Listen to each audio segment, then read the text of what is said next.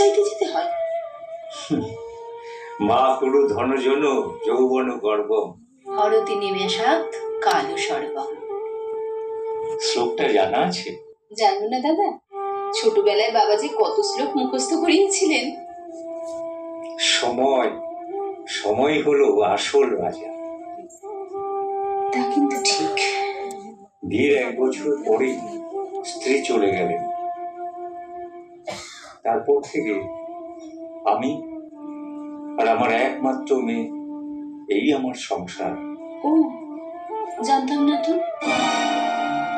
খুব ইচ্ছে করে জানো,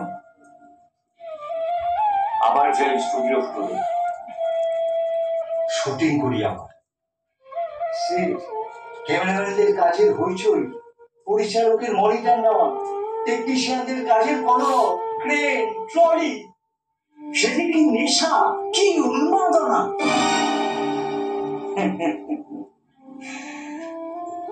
আর কোনোদিন পাবো না সে জীবন। নিশ্চয়ই পাবেন, আপনার মতো দিকপাল অভিনেতা। দিকপাল অভিনেতা, আপনার কথাগুলো না ঠাট্টার মতো শোনায়। আচ্ছা দাদা, আমরা কি কোনোভাবে কাজে লাগতে পারি আপনার? নিশ্চয়ই পারো, নিশ্চয়ই পারো। কিভাবে? তুমি হচ্ছে দেবজিতের মা, মহানায়কের মা।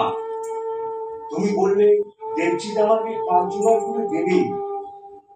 মহানায়কের ইচ্ছে এই ইন্ডাস্ট্রিতে আদেশ। তাহলে আপনিও জেনে রাখুন, আপনি ইন্ডাস্ট্রিতে রমরমিয়ে কাজ করবেন। তবে হ্যাঁ, দেখবেন কাজের চাপে আমাদের ভুলে যাবেন না যেন। ভুলে যাব? হ্যাঁ, তোমাদের ভুলে যাব? মুন্নামতি। মুন্নামতি, মুন্নামতি।